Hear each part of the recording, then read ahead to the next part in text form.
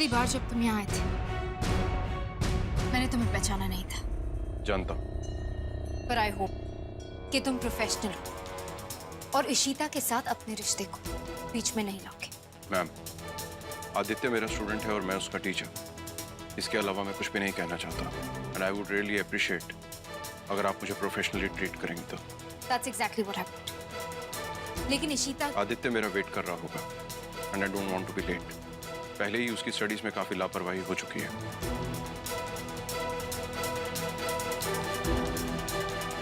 Nonsense. यही जो गई है ना, शुगर लो हो गई थी इसलिए चक्कर आ गया और मैं गिर गई।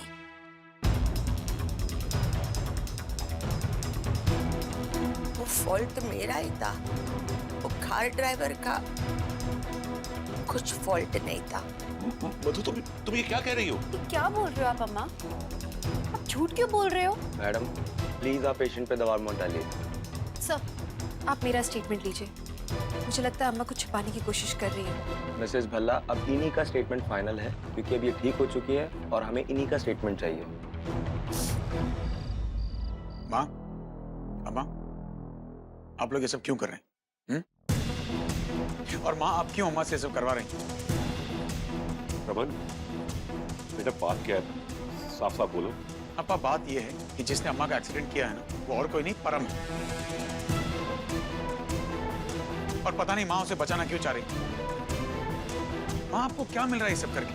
आपको मैं समझा चुका था ना, फिर भी आप अम्मा के पास ही उन्हें ब्रेन वॉश कर रही हैं आप। माँ, परम डिजर्व नहीं करता है, उसे सजा मिलनी चाहिए। अरे माँ, अपना है तो क्या हुआ? हर गुनहगार किसी ना किसी का अपना है। तो अगर सबको ऐसे बचाते रहेंगे तो मतलब गुनहगार को कभी सजा मिल ही नहीं पाएगी ना। पर पुत्र, ये सिमी की जिंदगी का सवाल है। अरे तो सिमी उसके साथ रह के कौन सी अपनी जिंदगी संवार लेगी? आप जानती कितना नीच और घटिया इंसान है वो। और वैसे भी मैं अपनी बहन को ऐसे इंसान के साथ नहीं रहने देने वाला। माँ, आप सोचिए ना, अगर अम्मा की जगह मैं और सिमी होते या शायद इशिता होती और उसके साथ ऐसा होता या हमारे साथ ऐसा होता, तो आप तब भी यही करती, बचाती गुनहगार को, उसकी पैरवाई करती। बस कर रमन, ऐसा मत बोल, मेरा कलेजा फटता है। माँ, वी आर एजुकेटेड पीपल, हम पढ़े लिखे लोग हैं। अगर हम ऐसा करने लगेंगे तो फिर पता नहीं कल देश में कितने परम पैदा हो जाएंगे। हम परम को समझाएंगे रमन, वो समझ जाएगा। नहीं अम्मा, परम जैसे घटिया इंसान समझाने से नहीं समझते, वो सिर्फ एक ही भाषा समझते हैं, वो है सजा की। और मैं उसे सजा दिलवा के रहूंगा। Sure sure. वैसे wish you very happy anniversary. Oh hello madam, ये विशेस मैं फोन पे लेने वाली नहीं हूँ, इसके लिए तुम्हें पर्सनली आके विश करना पड़ेगा। पक्का जरूर आएंगे हम। ओके सिया। जा भी पाएंगे या नहीं, सब तो रमन के मूड पे डिपेंड करता है और उनका मूड शगुन और अशोक पे डिपेंड करता है। मिस्टर अशोक, हमारे पास अरेस्ट वारंट है मिस्टर परमीत का। इनके खिलाफ एक एफआईआर दर्ज हुई है, हमें इन्हें अरेस्ट करना होगा। चलिए। हेलो, एक मिनट, मैंने क्या? तमीज से बात कीजिए मिस्टर। मेरे नाम पर कैसे एफआईआर? इट्स ओके सर, बैठो। इंस्पेक्टर साहब, क्या प्रॉब्लम है? किसने एफआईआर करवाई? मिस्टर अशोक, इस आदमी पर हिट एंड रन का केस है। 60 साल की औरत को मारा था इसने, उन्होंने ही इसके ऊपर एफआईआर दर्ज कराई है। कोई कुछ भी कहेगा आप मान लेंगे? मुंह उठाकर यहाँ पर आ जाएंगे, मुझे गिरफ्तार कर दें? मैंने कोई भी एक्सीडेंट नहीं किया। इंस्पेक्टर साहब, क्या सबूत है आपके पास? मिस्टर अशोक, हम भी ऐसे ही अरेस्ट करने नहीं चले आते हैं, हमारे पास प्रूफ भी है और विटनेस भी। 4 दिन पहले करीब 8:30 बजे रात को मिसेज माधवी को एक सफेद कार ने टक्कर मारी, उसके बाद वो पेड़ से जा टकराई और उसके बाद ये वहाँ से भाग गए थे। और हमारे पास उस मैकेनिक की भी गवाही है जिसके पास वो गाड़ी बाद में रिपेयर के लिए भेजी गई। लेकिन 4 दिन पहले परम, तुम तो सफेद गाड़ी और मैं, वो तो।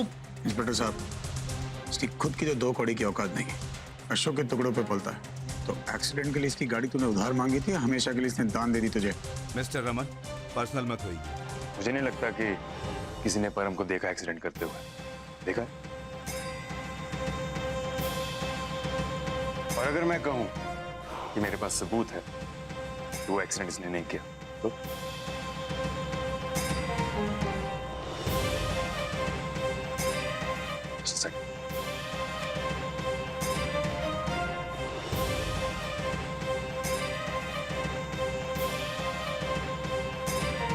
एक्सीडेंट तो ये तब करता जब इसके पास गाड़ी होती, क्योंकि गाड़ी तो मैंने 4 दिन पहले ही बेच दी थी, तो देयर वाज नो एक्सीडेंट।